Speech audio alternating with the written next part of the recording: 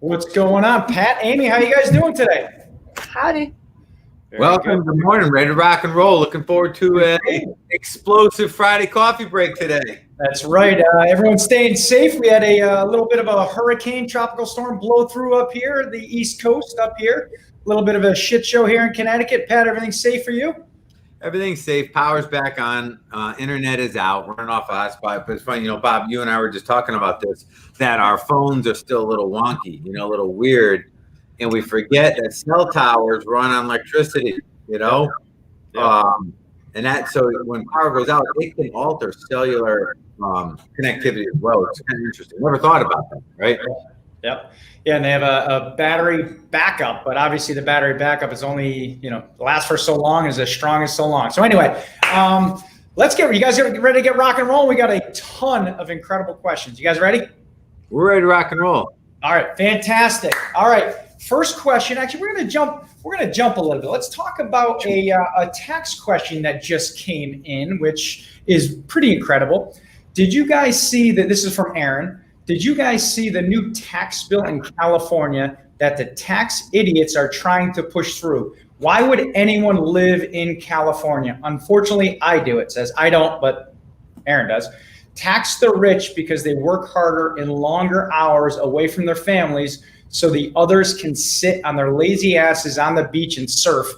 When does this shit stop? So I could touch upon that. What they're talking about is a new tax bill that they're trying to actually impose on the individuals who make more than $1 million. So they're looking to add another 1% on anyone who makes over 1.1 million, add another 3% on those individuals who make over 2.3 million, and 3.5% on income over 5.9 schmil. Who wants to tackle that one first? Pat.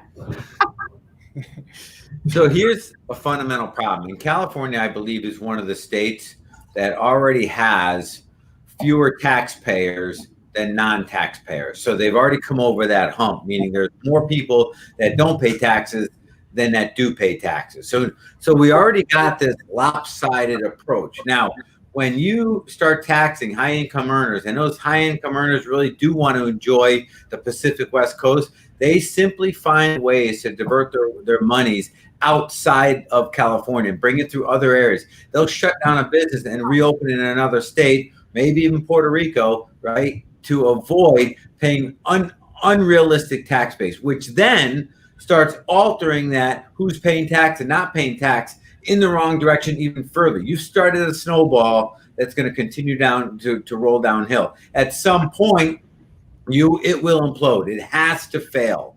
So this kind of thing is going to have a negative effect. It's not going to give them the desired results they want. And you're going to get big players, even the Elon Musk of the world, that say, no, we don't have to play by your rules. We're out. Oh, yep. Absolutely. That's just it. People are leaving in droves. Like, would you stay there?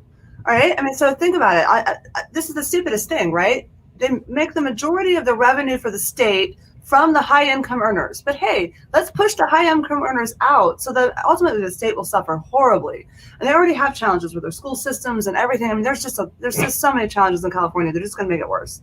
Wait, is California the same state that in one area they're threatening to shut off electricity and water to your house if you have a big party? Is that the same state we're talking about? Absolutely. Did you see that? So I'm just going to touch upon that. The bigger problem I have is when somebody tries to tax somebody that are working their asses off a lot harder than somebody else. I have a problem with that. The harder you work, the more they want to hit you. I don't give a shit where you live. I think that's a fundamental freaking problem with this country, my opinion. Guy, what's up? Noel, what's up? We got Josh Hansen. We got Denise. We got Joseph. Just a shout out. We want to get some shout outs. All right. We're going to roll this into another question from Lisa. I'm not sure if others are feeling the same way, but after all these months of COVID, it's taken everything in me to maintain and sustain and make countless adjustments and support our team. It's starting to wear on me, and my concern is that I now have to find my second wind for what I believe to be the hardest situation market time coming next, and I'm exhausted. How, as a leader, do I continue to maintain a positive outlook? I could grab this one first if you guys don't mind, but here's the way I look at it. You're not alone. Period. If you are a business owner, you have team members, here's what you need to do. And I do the same thing. There's a lot of different things coming at you left and right in any types of businesses. I would rely on other CEOs or other business owners that you can always lean on and vent out. It's very, very important to get this crap off your chest, because these are facts right now that are going on. Pat and I talked a little bit about, what the pressures are coming at us right now in every direction. I don't give a crap where you are, but I think it's really your network. If you're part of masterminds, there's high level people in those masterminds. Rely on them, talk to them almost like a freaking therapist or a counselor, but a CEO to founder to owner counselor. But always have an opportunity and a way to vent to someone. Ammon Brimhall, what's up? We got Kim, we got Guy. What's up? Hope. All right, Pat, you want to go on? Take it up? There's multiple layers to this. I'm going to just talk really, really quick, right? Number one, the lack of certainty in our lives right now is a challenge, but we can recover that, particularly around COVID, right? At least at the beginning, they said all we had to do was flatten this curve and we'd be cool. So at least at that point, we can anchor on to something that was coming, a bright light. Right now, there is no bright light at the end of this tunnel. It's a giant cluster. Right? And all we do is get more conflicting misinformation. So we have no idea now when we're going to get to out the other end. So waiting for it is part of the problem. And then we go into this space where we have an ideology of how our day should look and how our world should be and how our life should be. And it's not in compliance with how we're actually showing up each day. It's different. So we have that other internal conflict. Then we have this last thing going on where we keep waiting for a future day to happen where things get better, and it doesn't. And that's breaking our will. Now, when you say you're losing, you lost your first win, you need your second win. No, you got to go back and get that first win back. And you start by resetting those paradigms. Stop waiting for something to happen to be in a position of power. Be in a position of power in a state of chaos. Let that be your normal. You don't know what's coming. So I say this every week. Chin down, eyes up, ears forward. So you pay attention to everything that's going on around you, and you can pivot and react and respond to it. Prepare for it, but stop waiting for something that you have no control of. And you've heard me say that before. The second we try controlling something that is outside of our control, anxiety, stress, fear, pain all pour in. And then Dennis Kamak, a quick comment. Margaret Thatcher said socialism works really well until you run out of other people's money. Good old Dennis. Hey, can I add to that question? Because I can actually feel that person really can feel it. I personally, I think I've probably said something very similar several times. A couple of things I just want to remind people is that find a group, find a consortium, if you will, of strength. Like, find a small circle of people that you have that ultimate level of trust and integrity with, that you can really count on for ideas and push forward and staying in a resourceful and positive state, and only having conversations in that place so that your mind is being exercised in that place all the time. I think that's really key right now. And then on the flip side, everyone, seriously, don't forget that you need rest and recovery. You need interrupting your environment on occasion. I'll go up and hit the lake and paddleboard. That get away from the mental challenges, because your mind needs that. It has to have that rest and recovery so it can work at its optimal level. So don't forget to take care of yourself. Yeah, and Pat and Amy, just so everybody knows, is on that answering this question. For me personally, I call Pat and Amy, just vent out. I think it's very important to do that. And yes, you have to turn this freaking phone off, because it doesn't stop ringing 24 hours a day, and stop reading the bullshit news. All right, let's move on. All right, New York has seen as much as 40% increase in folks moving out of the city, leaving in droves. Do you see this as a continued trend? Amy? Yes. Seriously, what was it? I just read an article that was a celebrity, I think what it was. The girl from Hunger Games, I can't think of her name all of a sudden. Anyway, she just sold one of her penthouse condo investments in New York for a $3 million loss just to be done with it, right? I mean, people are definitely moving out. It's up 40% year over year, number of people hiring moving companies or some sort of service in that industry to move out of the state, or move out of the city anyway, for New York specifically is what I'm speaking about. So yeah, I think you're going to start seeing this in every major city. People are realizing they can work from wherever. They can work virtually from just about any space. They don't want to be at the mercy of any of the challenges that have happened in our cities.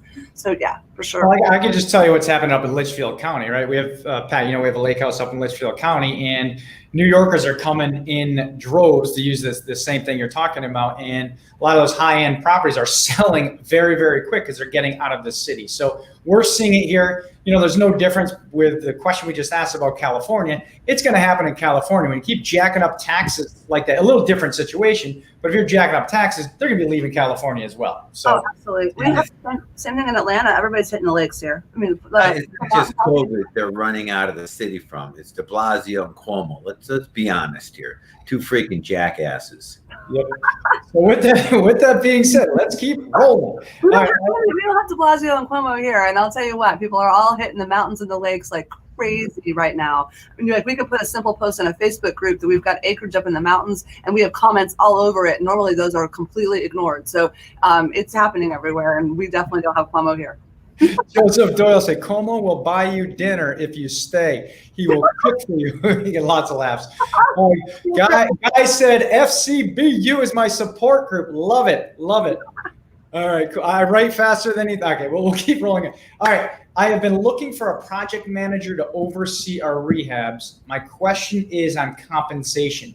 What have you seen or experienced for salary, bonus, etc.? If you guys want me, I could take this one, and then you guys want to add to this? All right. So here's what you got to look at. You got to look at last year and look at how many different projects that you worked on. So we'll just throw out some numbers.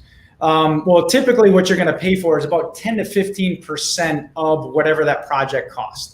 Right, so $30,000 if the rehab project costs $30,000. And this can range. I'm just throwing out an average because if you're in a different market than we're in, it will change. So for instance, if you do a $30,000 rehab, you're probably going to pay your project manager about $3,000 to $4,500 on average, right? So if you go back and you look back at last year, let's say you're deciding on whether you're going to bring somebody on as an employee or keep them as a 1099. If you did 20 projects last year, average price of $30,000, that's $600,000 that you actually used in all rehab costs. You're going to pay someone about $60,000 in salary. So you have to decide if you're ramping that up, is it better off for you to not pay that 10 to 15% per project, or is it better to have an employee? I don't know. Your choice. You guys want to add to that? That's so absolutely good.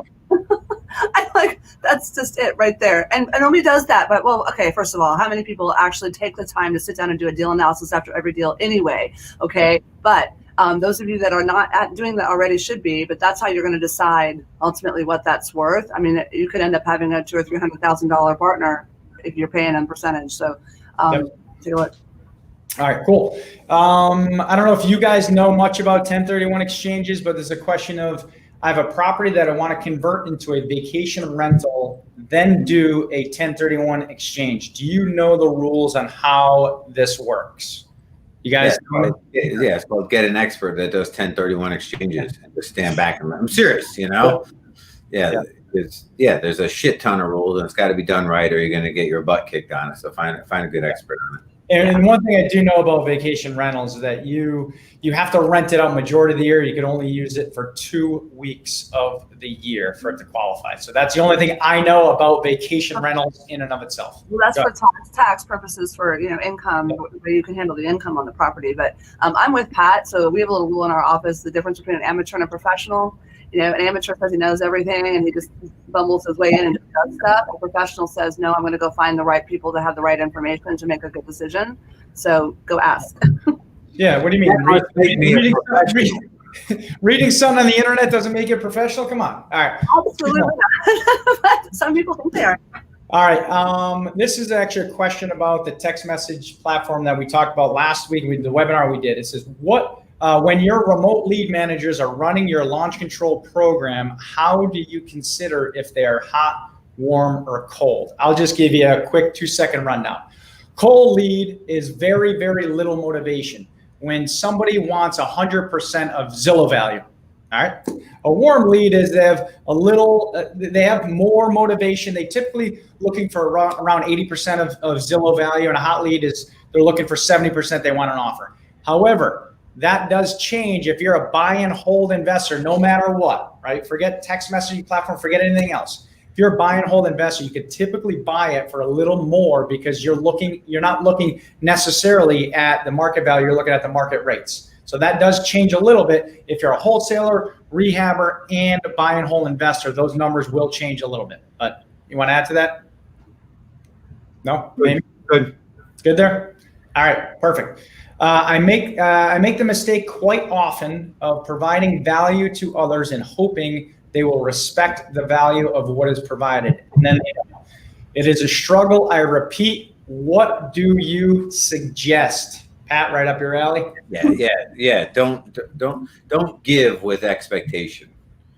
Yep. Give because you want to give. Let your barometer be that you elevated them and find your reward in that. Don't base your reward on their response because it'll always be less than what you want.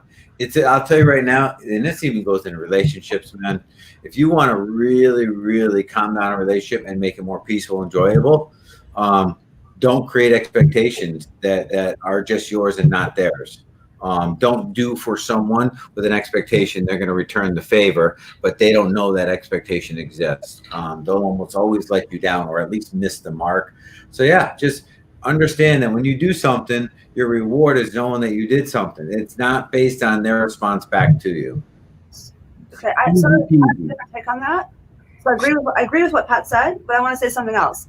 If you're doing things for people because you do have an expectation that you'll be compensated for your value or you'll be, or whatever in that regard, make sure that's crystal clear from the beginning. It's on you if you haven't made it crystal clear from the beginning, and it's also on you. You can't get bitter later because you're not being treated for your or respected for your value because you didn't make it clear that had to be handled in the beginning, right? I see that a lot. So I would say, I get what Pat's saying that yes, you want to give, so choose to give and be happy giving without receiving back. But if you're actually giving because you are truly expecting something, well, then it's on you to have established before you did it what that's worth.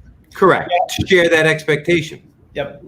And do things authentically. Don't do them for whatever reasons. It's kind of like coaching kids, right? Coaching youth sports. You don't get paid for that. What is your expectation? Your expectation is to get the kids better and better and better, right? Mm-hmm. I mean, that's the way I look at it. Make sure your expectations are correct up front, and don't use people. I'm seeing right now today, people are just using people and using people and using people. Don't be that jackass. All right, let's keep going. I know people who are struggling and saying there are no deals, and others who are doing one or more $250,000 profit flips every single month. Same market, similar experience level. What do you think the difference is, Amy? Ooh. Oh, you gotta hit me out first on that one. Okay, seriously, there's something wrong with this person's mindset, period. That's my answer. If they have similar experience levels, and if one's clicking butt and one's not, then we could get tactical and say, well, you're marketing to different lists or something like that. We could probably get very logistic, but I'll guarantee you there's a bigger, broader answer that just comes down to some sort of mindset. One guy's focused on solutions to find and convert those $250,000 deals, and the other guy is focused on the fact that there aren't any, and therefore he's not going after them. So I really, truly think there's something up here going on. Yep, and I'll add to that. I think it's consistent marketing and systems. So I think that's really, really important. People forget this, right? And Pat and Amy, you guys both dealt with this. How many times have we talked to other real estate investors in our community, and they're like, well, I have one deal, and then all of a sudden they stop marketing. Oh, that happens all the time. I call it the roller coaster syndrome. So up and down. There's no. Yeah. So here's what and I look at this even in our own real estate business, right? So we text, call, and mail every single week. We just changed our direct mail where we're doing it once a month, and we're getting inundated with calls. Now we just change it, just like we always say. Every Monday we're having direct mail going. Monday. Less amount, but it's consistently now, so where you could handle the lead volume. So it's every day we're texting. Every day we have our remote lead managers texting every single day, but we changed our direct mail every Monday now instead of once a month. Go ahead, Amy. I see you chomping at the bit. Well, no. So, okay. Well, everybody knows, at least in my world down here in the Be Powerhouse world that we are, I have two words I always say I want to tattoo on people. One is intentional or be intentional, and the other one is be consistent. And I literally wish I could do that, permanent tattoos. So what you're speaking to is that consistency, that pragmatic, disciplined, do side of what we do has to happen. It has to happen. But here's the thing, I promise you, when somebody knows all of that and they're not doing it, there's something over here wrong on the intention side. There's something that's causing them some procrastination, some hesitation. They don't believe in the result. There's something going on. So when I hear a question like that, I tend to lean towards mindset first, but I guarantee you that they're also not doing this, obviously, or even if they are, they're hiding from the phone. There's something going on where they're hiding from the appointments. There's probably something on both sides of that. Yep. So. Pat, you want to add anything or get there? All right, you guys already beat that one down. We're good. All right, perfect. All right. Let me see here. It says, why do you think and how do you think that mortgage applications remain steady even though there is a continued economic stress? Very similar to one question we had last week. Pat? Yeah, so we have to remember the economic stress is predominantly on low-income earners at this point. It's going to creep up in the higher income earners, but at this point, it's predominantly low-income earners, not the ones that are buying houses, applying for mortgages. That's why it hasn't creeped over. Now, to be fair, our year-over-year sales nationwide and locally, wherever your local is, are way down. So we have to put it in perspective, and it's not due to a lack of demand, it's due to a lack of supply and the ability for people to actually find a house to move into. So there's a balancing out there. Yep, I agree. I mean, and you look at this statistic, we talked a little bit about this. There's 17 million people that are employed, but there's 328 million people in the United States. So majority of the people are employed right now. So that's really the fact. And then there's that big pool of people that fall under unemployment, but they're employed to stay home. Let's be honest, it is what it is. Yes. You are right. That's a very large percentage, several million. Yep. But listen, too, interest rates are crazy, right? 2.65%. I mean, that's just nuts. So. That is nuts. All right, cool. Pat, this is right up your alley. As soon as something starts with Trump, I'm handing it off to you. Trump is suggesting to delay the vote. Don't think he can actually do that, in parentheses, due to potential or fraud and mail-away voting. Everyone is back and forth on how voting will happen. Do you believe the election will happen as normal this year? What should we be doing right now, not knowing the outcome? So a couple things here. Do I think it will be normal? It won't be normal. It's going to be a freaking disaster. That's without exception. Do I think he should extend it? Absolutely, positively not. Under no circumstances should our elections be put off. Under no circumstances. If in fact there's massive voter fraud, they'll weed through that later. They'll get to that, right? But you do not put off the election. You go forward. We'll figure all that shit out later. Is it going to be a cluster? It will be. And here are two reasons why, right? If Trump wins, the batshit crazy wingnuts of the left are going to lose their shit, and they're going to be given the okay by their crazy leaders. That's okay to violently protest and burn down shit, right?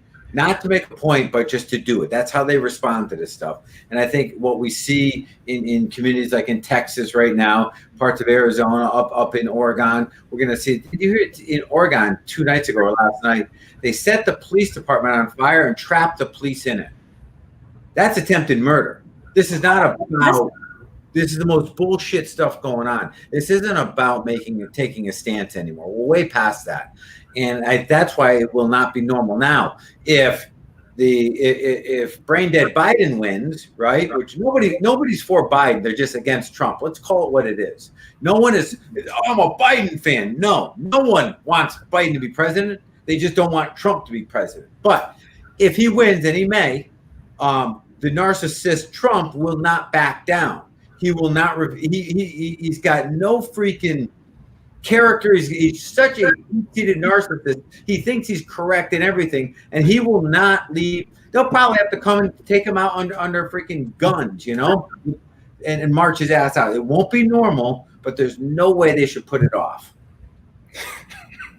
Oh my goodness. Okay. I love these questions because you go on a tangent. Brain dead Biden. And I look at Everybody sucks right now. Let's call it what it is. Everybody who's up there right now sucks. It doesn't matter what side you like. It's like term limits. But I like to say weekend at Bernie's, right? It's like and I feel for Biden because it's a disease that none of us ever want to get. It's like an early onset Alzheimer's. I know I've watched family members go through it. He don't want to be there, but he's there. This is not how he wants to live out his life, but he's there. And it's almost a malpractice on behalf of the Democrats to put him up to represent their party. Let's throw away Republican or Democrat. It's just a lack of leadership. Both, dude. Believe me, I'm equally anti both at this point. Yeah, they both suck. Yeah, go ahead, Amy. I just want to add some factual, just some things I know. By the way, I don't know how I missed that story about the police department. I got to go look that up.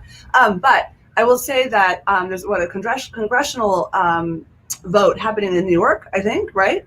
And so was it 1 in 4 ballots mail away? They've had to throw them away because they were improperly filled out, right? And so it's taken weeks to try to get to a decision and they still don't have one. So can you imagine millions of voters across the entire country for the presidential election? It'll be a year before we have a decision. I think back to the whole hanging Chad thing with Al Gore. I mean, like, I usually use that phrase all the time around here. When people don't do things right, I'm like, okay, that's a hanging Chad. And everybody doesn't really, I say my age when I do that, but we're going to be in a crap storm of trying to figure out who the president actually is for a long time.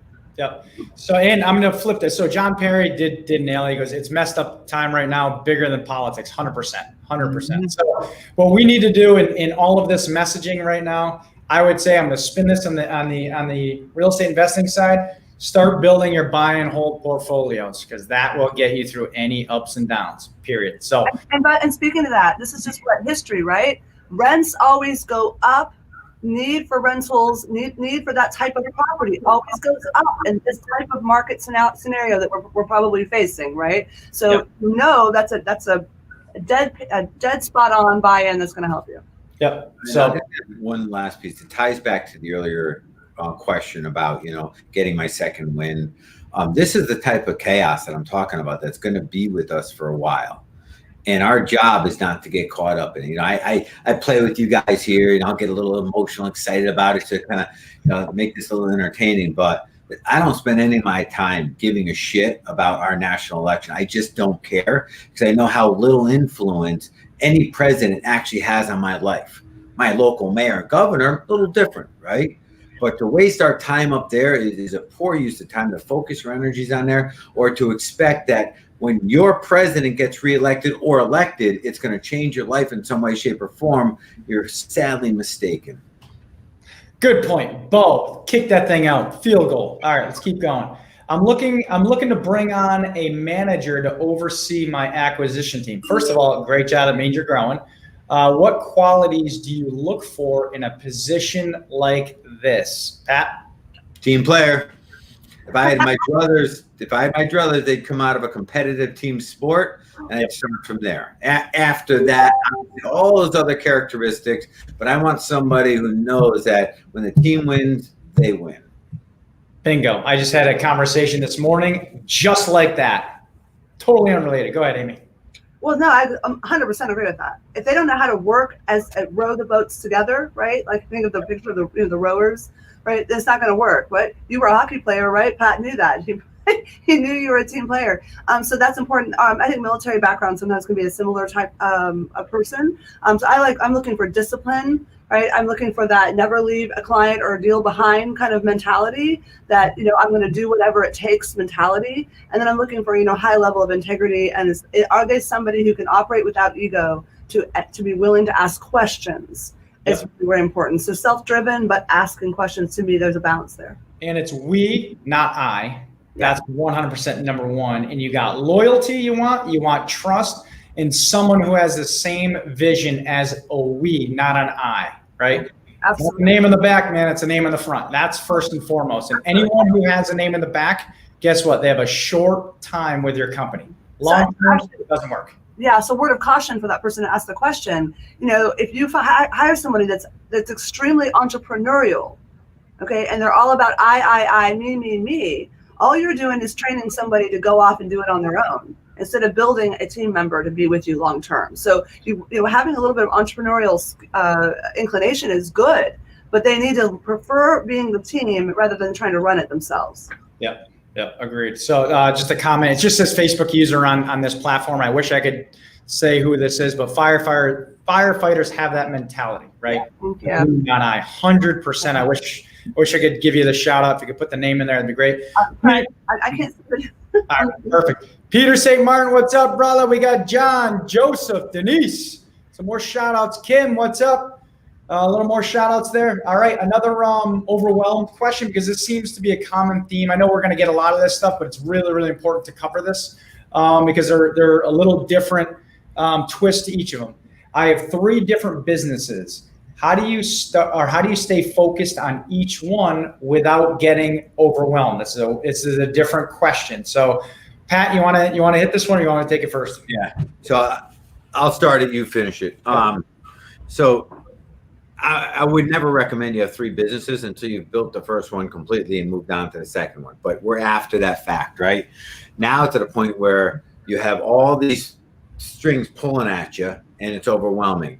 The best solution now is you really got to compartmentalize your approach to them, meaning that you pick the business that you're going to focus on. You can only focus on one at a time. Pick that business you're going to focus on, bracket it, put your guardrails up in time, how much time you're going to allocate to it, and forget about everything else and get your job done here. Then when you're done, put that one away, move on to the next one. So it's just a simple process of allowing only one focus at any given time. That's the only way you're going to get through it at this point. If they've been built a little differently, you'd have very limited roles in each one that wouldn't be so demanding on you. But that's just kind of a hindsight thing. Yeah, and I'll just start by saying you could have 3 businesses if they are related. So what I mean by that, right? So obviously, Pat, all of us started real estate investing, then got into coaching, mentoring, right? And then we were always investing. And also now I look at myself, I have a virtual assistant company, right? But I also have a real estate investment company, and I have a buy and hold company, and also managing and coaching. So those are all related. And it all depends on, number one, who you have as a team member, right? You have to have a very solid team, and you have to make sure that every team member understands what your role is, what their role is, and it all is congruent and aligned. You see, we talked about this last week. There was a property management company that merged with a brokerage. Guess what? Those are aligned. That's just 2 different companies, but they merged. For me personally, I have 3 companies. They're all related in the same type of family business, right? So I use my virtual assistant company to drive leads for my investment company, right? As an example. Go ahead, Amy. I know you want to. I'm in a similar situation. I do a couple different things, but they're very synergistically entwined, right? So I do a lot of coaching, training, and speaking and so forth in that space, but it's in the space of brokerage and real estate investing. I run a brokerage and coach and run an internal team there, and I acquire and run projects on that side, and they all work together. And of course, I'm also part of Riva Global, and that's another massive support arm of what we do, in addition to the fact that the very people who work with Riva Global or need our virtual assistants, I am in the same headspace as them. So there's no better person to help them understand how to use those efficiencies. But I will say what Pat said, though, I have a lot of people who come to me too. They've got all these crazy ideas in all these different directions. The whole thing that you can't, if you chase 2 rabbits, you won't catch one, right? So you've got to be careful and make sure that you aren't just chasing pennies and, or the shiny pennies and chasing squirrels and not actually finishing any one thing. And that could be, pretty detrimental to your bottom line. So Denise, thank you. Said Hope with love, thank you. James Phelps agreed. John Perry, hi Bob Pett. John, what's up, brother? And by the way, this is the comment for the firefighter comment, by the way. Oh, that's John. All right, perfect. Thank you. All right, let's keep rocking and rolling. And Bob, to that point, all I do is Friday coffee break, so I stay like this. I live all week waiting for this. Okay, so wait a minute, I'm just gonna let that lie. I love you. All right. Our team, I don't think I got this one because they all populate on top of each other. Our team is struggling to break through to the next level. We are understaffed, again, overwhelmed, and not able to focus on new business, managing the tasks for the existing business. Kind of goes along with what we're just talking about. I'm concerned that I will lose good team members and that will set us back even further. Have you been here, and what did you do? Who wants to take this one? I'll just say 2 cents on it, then I'll let you run with it, right? So you want to get bigger, take on new business, but you can't handle your current business. That's what I hear, right? So it sounds to me, and here's the thing, man, if your car is running like shit, putting more fuel in it is just going to continue to run like shit, right? You got to tidy up what you have going on. People, process, and systems. It's not that. There's not more to it. Figure out where your hole is, tighten up, get this thing running a little more efficient so that you can expand your capacity. Go ahead, Ames. No, absolutely. If you're over, I mean, you've got to figure out, I think this is much deeper than, I think growth, how do I put this? Don't grow right now. If you're hitting this place right now, quit worrying about growth, worrying about how to streamline and make more efficient where you're already at, right? There's probably a lot of things you can eliminate and automate and outsource. That needs to be some of the decisions you're doing right now. And you probably need to restructure what each team member is delegated to do. And I'll address this part. I am concerned that I will lose good team members, and that will set us back even further. If you're concerned to lose good team members, then think 5 months ahead and say, all right, or think 1 month ahead. When you do lose that person, what are you going to do right now to address losing that person? I think you have to really start planning today and looking at that today, because if you think you're going to lose that person, you will lose that person. So set a plan today on what that's going to look like. And guess what? Set the plan in motion right now to when that's going to happen, right? So if that's a team member. That's perfect. And this is, nobody wants to hear this part, but it's true. If you fear you're going to lose a good player, it's because deep inside, you're not becoming the leader you need to be to keep that player on your team. You got to step up. And there's nothing wrong with not being that person. There's only a problem in your unwillingness to acknowledge that and step up to this place you got to be and be that person that they desire to work for. Oh, I love that. And I want to add one thing. I love that, because that's I will say this too. Take the moment right now. If you value this team member, right? This is a leadership moment. To segue right what Pat said. Go to each one of those team members and empower them by offering to them to give you feedback on how you can help them do even better at what they do best, right? This is a time to start doing that, exploring to a deeper level with each team member. Ask them, hey, team member, what do you do that generates the most revenue for this company, right? And then you get down to the core of what that is, and you say, what if you had more time to do just that? Would you, how would that change your role here? Or how would that help? How would that specifically make you feel about your role here? And take the time to do that so that right now you can get more streamlined, but empower them at the same time. Very nice. John Perry just threw a question in there.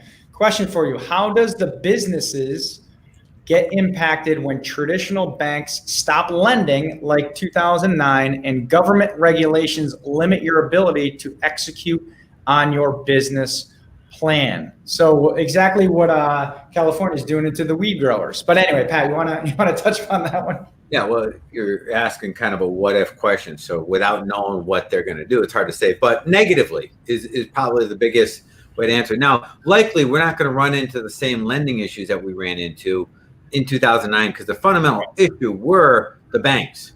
They were what caused the problem. Ran into a massive liquidity problem. We're not experiencing that right now. They prepared for what's coming. So we may not see it. They might get tighter. The standards might get a little tougher. Now, as far as part two about government regulations, when they shut us down, in a simple example, John, like the gym I own, they shut us down for 3 months, meaning nobody can come through our doors. You can't do anything during that period of time, sort of. And then they said you can open at 50% capacity. We had to figure out how to adapt to those rules. Different? Yes. New normal? Yes. Do we still have 82% of our client base paying us every month? Yes. Chin down, eyes up, ears forward. Just be ready to adapt, brother. Yeah, and I'll just talk about just if we're relying on banks for anything, then start building your private lender network right now, right? Yeah. So there's a lot of those big companies like Invitation Homes. They built all of their business on, they started it off by private money first, right? And then they started blah, blah, blah, blah, blah. But it starts with one guy. I mean, look at all these companies, all these tech companies, they started in their garage and they built it up. So they start building up. It's private money in our industry. Take that around. Dennis just said, write down your policies, procedures, and systems so you're building a business, not just building a house. Agreed. Amy, you good with that one, or you want to keep rocking? I'm good. I just want to. I'm just Okay. put a little lasso on that, guys. Raise money. Yep, raise money. Agreed. How about this? This is a good one. Jim goes, how in fuck's name is real estate is still going so strong when the rest of the world is imploding? Real question. That's how it was written. So, Pat, you got this one. I don't know if you swear in this show. I'm just reading everything that's literally right in front of me. So sorry. Don't shoot the messenger. So I guess two parts. Number one, the world isn't imploding. The media would like you to believe that. It's not. Guess what? A lot of shit's still going on in a very positive way, but you'll see exactly what you choose to focus on. So know that to be true. The world is not imploding. Real estate's still going strong for the reasons we mentioned earlier. In our country, those who have lost the biggest pool of people who lost incomes were low-income earners. They weren't the ones buying the house in the first place. Our higher income earners, for the most part, are still earning income and able to buy houses. So it's as simple as that. Now, why the stock market is so strong, I'm not smart enough to answer that, but I do find that mind-boggling. Gambling, you mean? Oh, okay. Guy just said another question. He goes, Guy just wrote in, goes, any thoughts on what will happen when COVID is behind us and all the extra trillions added to the money supply start washing through the system? Well, COVID will not be behind us. So stop waiting for that to start. It ain't happening. Okay. Some people, but when they get a vaccine, well, the vaccine for the flu ultimately fails. It's just people feel so comfortable getting it, but we still lose 30 to 60,000 people die a year from the flu. The vaccine is not going to change anything, right? So it's not going to be behind us. Now, part two of the question, when the money starts washing through the system, I don't know what that means. When we have to start paying for it, we could see hyperinflation. It's a whole nother issue we haven't even talked about. When it starts trickling down, it should have trickled down. They deployed it. So I'm not sure what you're actually asking there, Guy. Anyone have any insight on that? No. So we'll go on. I know we're at 10:40 or 10:42 right now. We want to go to 10:45 because I know We're right on time. Yep, we're running out of time. So, all right, we got a couple more questions. Why are there so many dirtbags in the real estate industry? It feels like people are either trying to steal my people, take my listings, or take my deals. I just get very frustrated because I was brought up to do business ethically, and I've never seen this in an industry before. Pat, we literally just had this freaking conversation. Yeah, we did. And here's the thing. It's not that there's a lot of dirtbags in the real estate space. Dirtbags everywhere. You just happen to be in the real estate space. So just appreciate that. It's human nature. If somebody can get away with something or think they can get away with something and not get caught, oftentimes people will lean that way. It's just human nature. It's nothing shocking. Yep. Amy, you want? That's it. Like, okay, this is life. All right. If you want to go jump into the ocean to do something big, there's sharks in the water. Okay, you know that. Be aware of it. Take the precautions to do that. And by the way, don't focus on that. I mean, that's the thing. I think a lot of people just focus on how crappy everybody is. There's a million amazing things around you. There's endless possibilities and opportunities around you at all times. If that's what you're focused on, that's what you're going to experience and enjoy and reap the benefits of. If you're focused on all the nasty guys, well, then you're going to be negative and you're not going to move forward. So, yeah, you know what? I'm just going to touch upon that a little bit, but never be that dirtbag. Right. Period. If we look at real estate investing, the reason why there's a lot of dirtbags in our industry, let's call it what it is. There's zero barrier of entry. It doesn't freaking matter. You don't have to have any type of education to get into our business. So you are going to know that's going to happen. But for us, if we want to be in business for as long as, you know, Pat, myself, Amy has been in business, you can't screw people because those other people come and go all the time. And for us to be in business long term, you can't go down that road. You know, Bob, one of the best pieces of advice I've ever gotten, and I don't remember it verbatim, but it went something like this: don't let other people's actions alter your actions. yeah. Right? Don't let the way they are allow you to become someone you're not to become. You do what you know is right, work around them. The odds are we'll be better off, you know. It's just part of the game.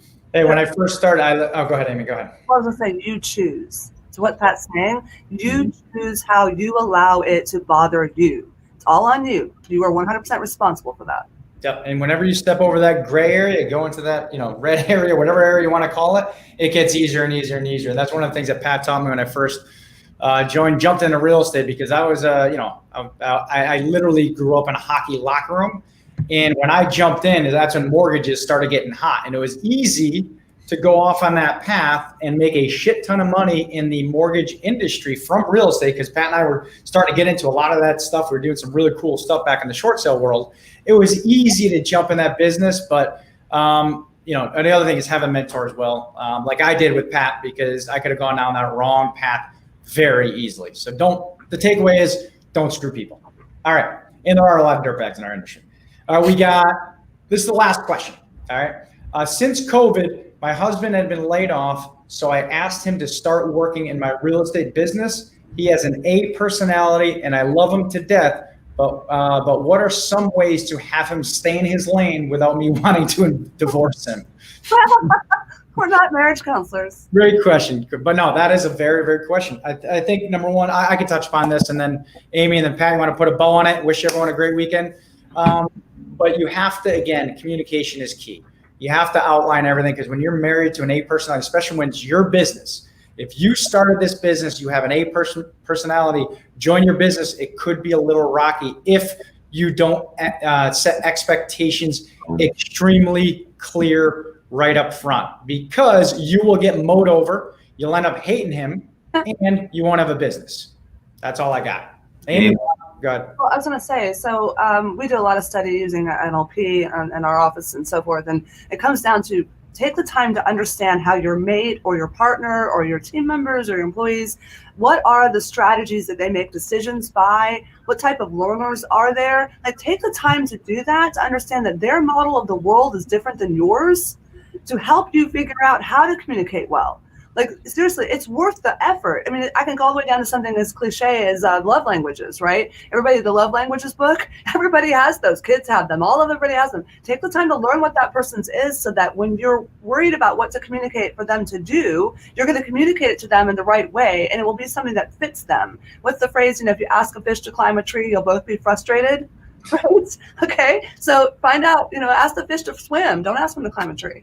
So that's my word. Pat, you want to put a bow on this puppy? Put a bow on it. Well, you nailed it with the expectations and Ames lining it up there. It's just communication up front, right? The other part would be the responsibility, accountability part of it, that agree to what you're responsible to and agree to what you're accountable to. Accountable is making sure whatever you screwed up doesn't happen again. Pretty simple. Hey, quick shout out to this project here. It's called the Till Valhalla project. And what it does is supports all of our vets. You see that 22 push-up a day thing, which my 2 cents on this, nobody gives a shit about you doing your 22 push-ups a day, and it doesn't help the veterans either, okay? What helps is finding groups that you can financially support and put a little money into the mental health support that they really need behind the scene. What helps them is picking up a phone and dialing up a vet, saying, hey, just checking in on you. What helps them, when you see a vet on the street, just go up and give them a handshake or a hug.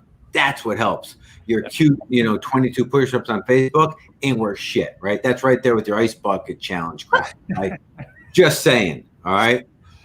Well, you talk about houses that are on fire. Guess what? At 22 suicides a day of our veterans who went to war, so we didn't have to, right? That's a legitimate challenge. So just a shout out to them. I support them by buying all their cool shit.